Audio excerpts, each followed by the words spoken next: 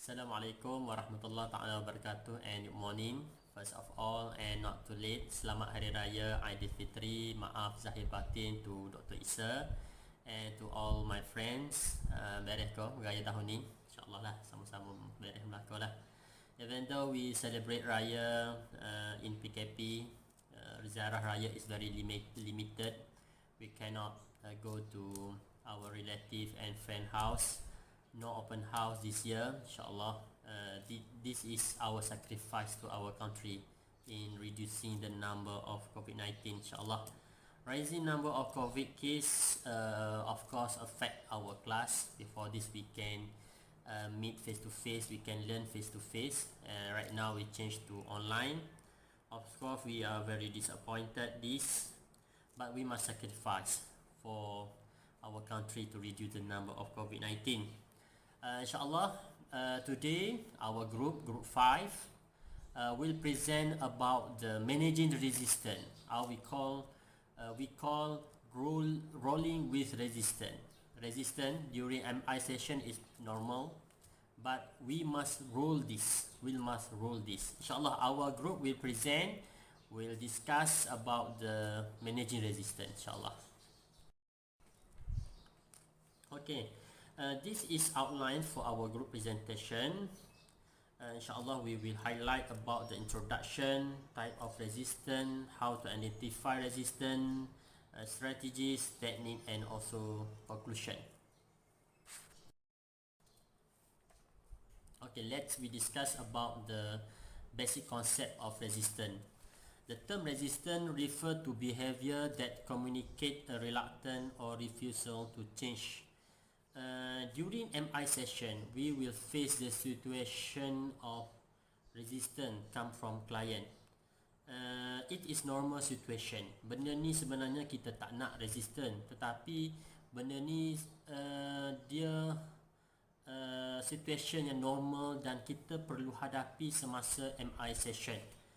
The important thing, kita must have skill and kita counselor must have technique to manage the resistance, and we must have the skill to rule the resistance with proper and smart technique and smart approach.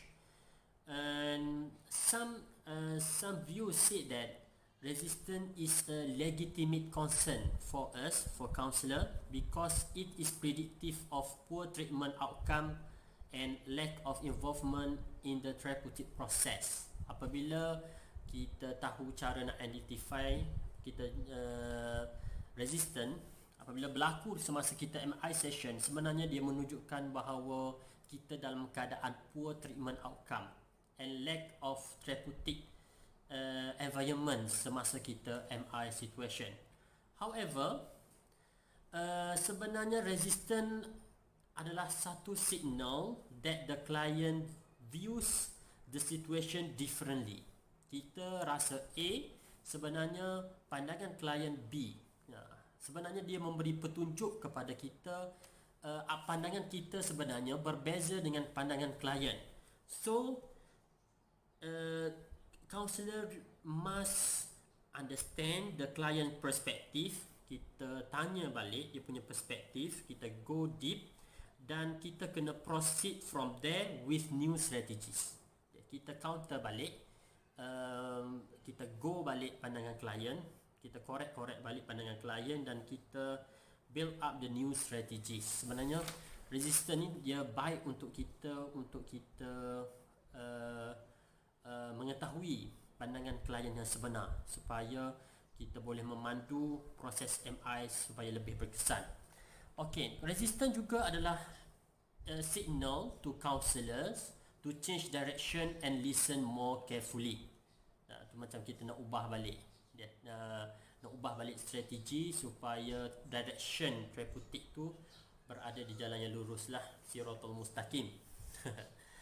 Resistance actually offer kepada counselor to take opportunity to respond in a new way and take advantage of the situation. Apabila ada resistance, kita tak perlu gelabah, kita tak perlu takut. It adalah satu normal. Yang penting kita kena take advantage untuk memahami balik klien, untuk change direction, dan kita respond in a new way and strategy. So the important thing is ada resistance, kita kena express our empathy, kita remain in our non-judgmental, kita kena show respect to the client, and we must always encourage client to talk. Okay, so another point is we must avoid evoking the resistance. Sebagai counselor, we will face the situation of resistance during MI session, but the important thing is we must know we must do something to change direction in order to ensure client tak selama-lamanya berada resistant. Kita build up new strategies. Yang penting kita kena tahulah identify apakah contoh the type of resistance during MI session. InsyaAllah Cikgu Nazir will explain to us about the type of resistance during MI session. Okay, sila Cikgu Nazir. Bismillahirrahmanirrahim. Thank you, my friend, Cik Ahmad Fatihi. Alright, I will continue my presentation here. Okay, my presentation will be regarding on type of resistance. Okay, the first one, type of resistance is arguing. Okay, arguing here, it means by client dispute or validity and eligibility. Okay, it means here klien yang ada tu dia tidak mahu menerima kaunselor itu sebagai seorang yang bertauliah dan mempunyai ilmu untuk menyampaikan dan menyelesaikan masalah-masalah yang ada. Okey, klien tidak mahu menerima perubahan menurut Sapura tahun 2002. Okey, keenganan klien boleh dilihat dengan cara-cara tertentu, iaitu sikap acuh tak acuh ketika sesi ataupun ketika mengaturkan sesi yang hendak diadakan. Alright, yang kedua, klien tidak mempercayai bahawa matlamat sangat penting dalam sesi-sesi yang akan diadakan. Dan seterusnya, klien mungkin tidak memahami matlamat ataupun tujuan asal sesi dianjurkan ataupun diadakan. Dan akhirnya memerlukan masa untuk berfikir ketika sesi diadakan. Okay, the type of the resistance of second type of resistance is interrupting. Interrupting here, it means by client interfere and interrupt in the rude way while the session is going on. Okay, this is how you say that client is not willing to meet the counselor. Okay, alright, and then client always interrupt when they're having a session. Dia masuk campur, mengganggu sesi yang diadakan dengan cara-cara yang agak kasar, ataupun suka melakukan siasatan lebih awal, dan dia juga mengalami gangguan luar dan menguasai pemikirannya ketika dalam sesi. Okay, mungkin dia tengah menunggu sesuatu, sedang menunggu panggilan, ataupun ada yang memanggil dia, ada yang menelpon dia ketika sesi tengah diadakan. Yang seterusnya adalah mudah kritik. Dia mengkritik sesuatu isu yang berbangkit dalam sesi yang dianjurkan. Yang seterusnya adalah dia mudah bersifat mengarah ataupun memerintah dalam sesi yang dianjurkan. Okay, alright. Itu yang kedua.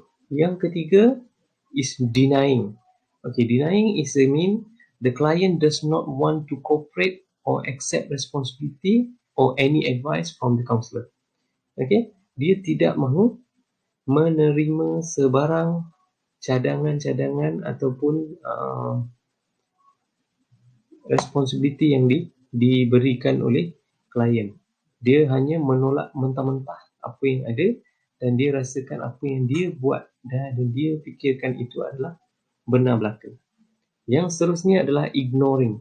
Ignoring ni adalah the client ignored or did not want to attend the treatment session. Dia langsung tidak mahu menghadiri sesi yang akan dianjurkan. Bila dia dianjurkan, dia rasa sangat berat untuk hadir ataupun gagal untuk hadirkan diri ketika salah satu sesi yang telah dianjurkan itu ditetapkan kuasa dan tarikhnya. Okey. Yang kedua, klien memang tidak rela untuk berjumpa dengan kaunselor. Setelah satu-satu sesi yang dianjurkan itu ditetapkan tarikh, ditetapkan waktu, klien tidak mahu ataupun tidak rela nak berjumpa dengan kaunselor. Yang seterusnya, klien yang adalah dengan tidak sendirinya hadir untuk berjumpa dengan kaunselor. Dia telah diaturkan oleh pihak yang ketiga, maupun kawan dia ataupun bapa dia ataupun sahabat dia dan sebagainya. Okey. Yang seterusnya, dia kurang bermotivasi untuk menerima ataupun menambah cadangan dan bantuan-bantuan dari kaunselor. Bantuan yang diberikan oleh kaunselor, cadangan-cadangan ataupun segala benda yang dicadangkan, dan dia tidak bersedia untuk berubah. Dia menolak mentah-mentah. Yang seterusnya, selalunya boleh dikenal pasti melalui gerak tubuhnya ketika dalam sesi. Dia memberikan body language yang tertentu untuk menunjukkan bahawa dia menolak cadangan-cadangan ataupun dia ignore apa yang dikatakan oleh kaunselor tersebut tadi.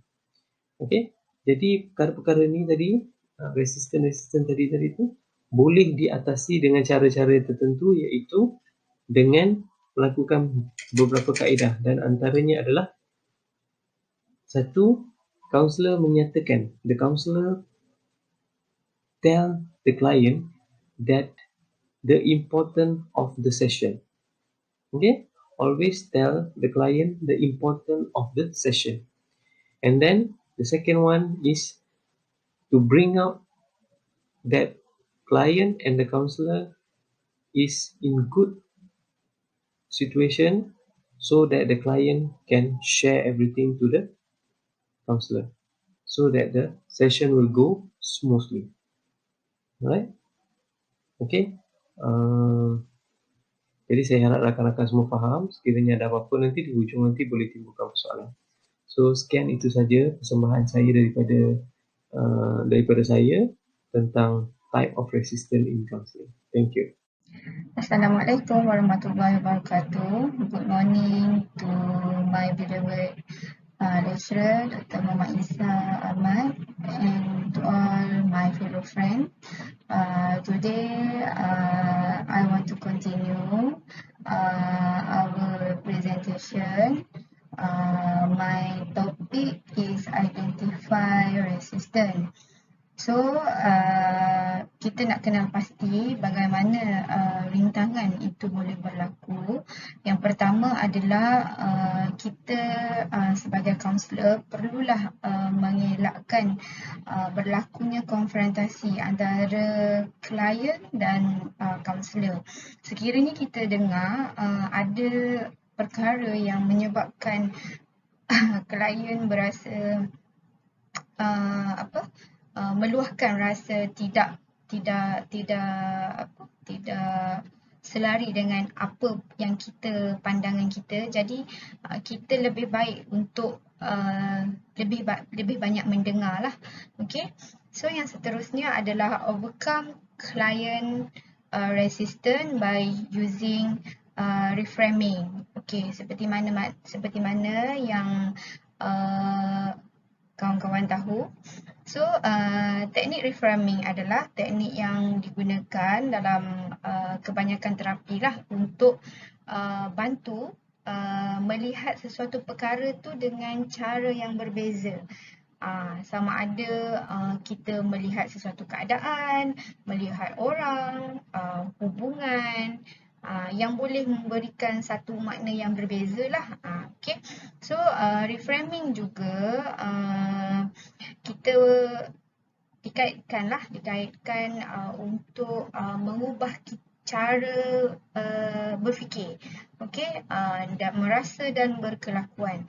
So saya bagi contoh, contohnya in case our client between husband and wife, they have problem.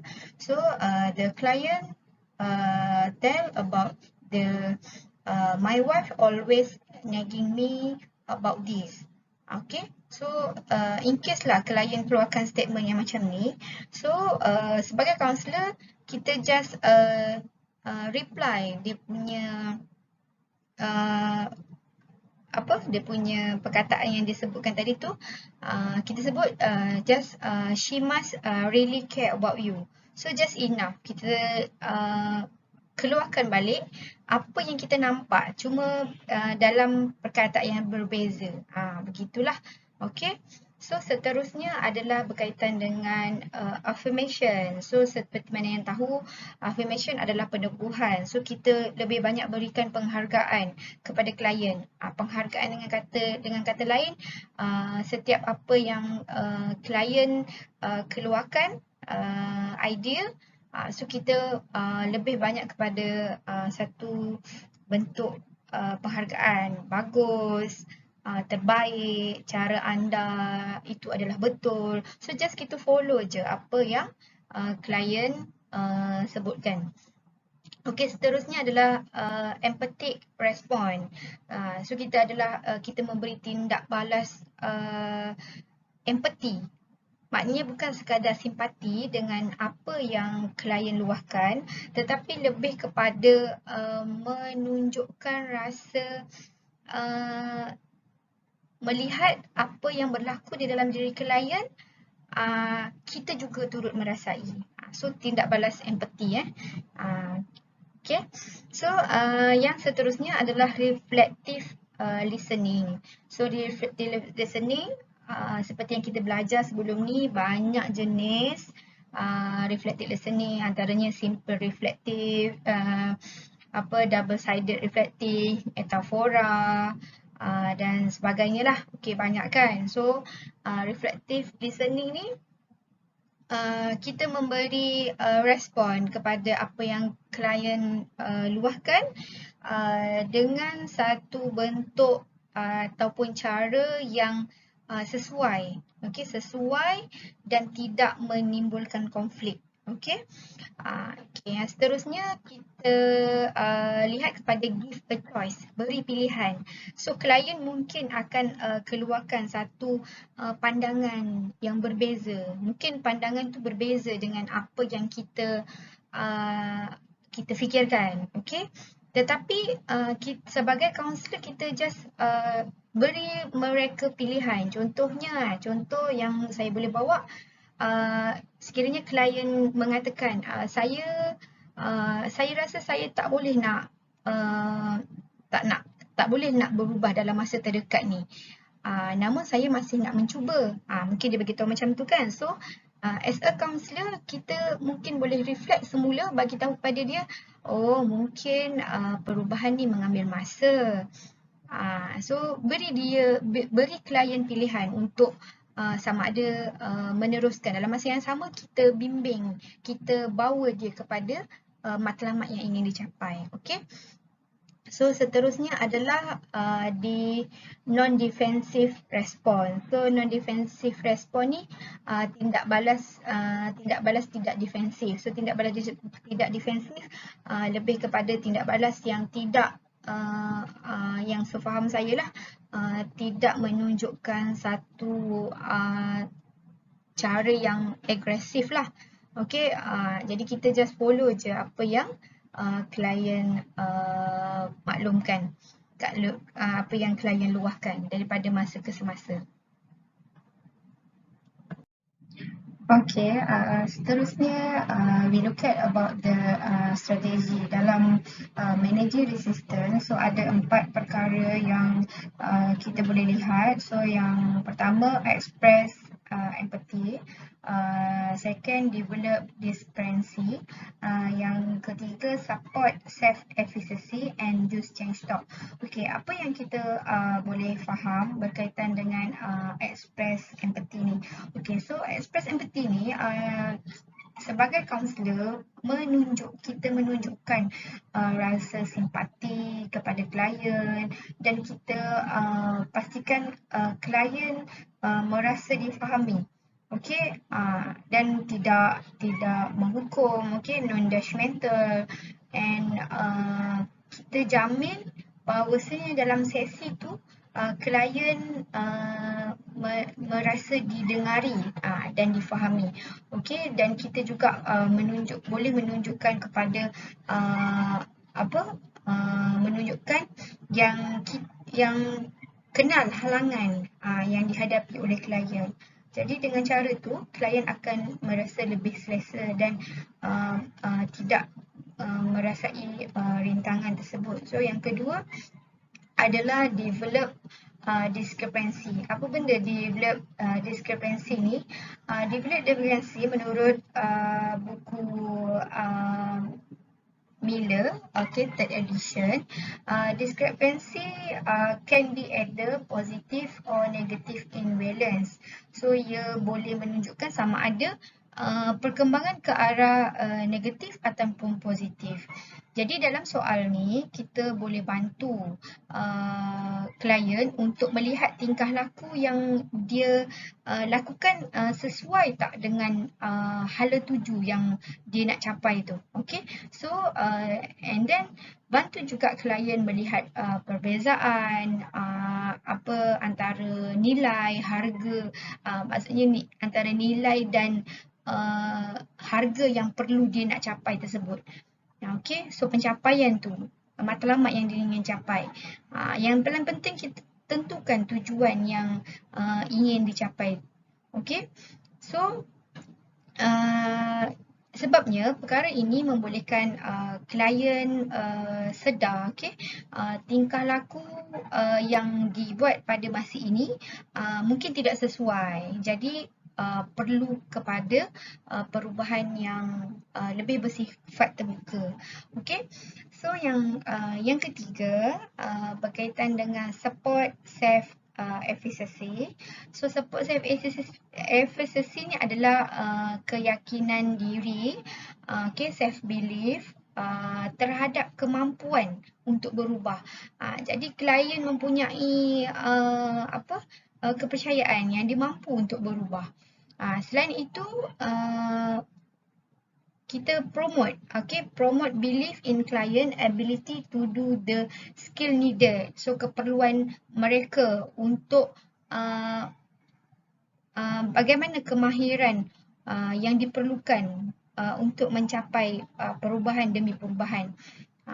Dan kita perlu fokus, klien perlu diberi bimbing lah untuk fokus kepada kejayaan masa lalu, kejayaan masa lalu dan kemahiran serta kekuatan yang dimiliki oleh klien. Sama ada kemahiran tersebut baru dipelajari ataupun yang baru diciptalah. Contohnya kalau klien mungkin seorang yang gemuk, lepas tu dia nak berubah untuk kurus. Jadi kita sebagai klien, sebagai kaunselor perlu menunjukkan perlu memberi keyakinan kepada klien yang mereka ni, yang dia ni memang boleh kurus. So walaupun mungkin klien memberikan sejarah lampau memaklumkan yang dia tidak pernah kurus, tetapi sebagai kaunselor perlu meningkatkan harga diri bagi membina keyakinan klien ni. Bukan kita wujudkan halangan dengan berkata, betul ke awak boleh kurus ni? So perkara ayat tersebut akan menyebabkan klien tidak berasa yakin. So kita perlu elakkan perkara tu. Okay? So yang seterusnya adalah yang keempat, use change talk. So use change talk ni kita gunakan fokus kepada perbincangan untuk gerakkan klien ke arah perubahan. So seperti yang kita maklum sebelum ni pun kita dah pernah belajar berkenaan dengan elicit change talk. So kita lebih fokus kepada perbincangan yang boleh membandingkan perkara yang dahulu dengan perkara yang sekarang. Okay. So tujuannya adalah untuk menggerakkan klien untuk mencapai perubahan matlamat yang ingin dicapai.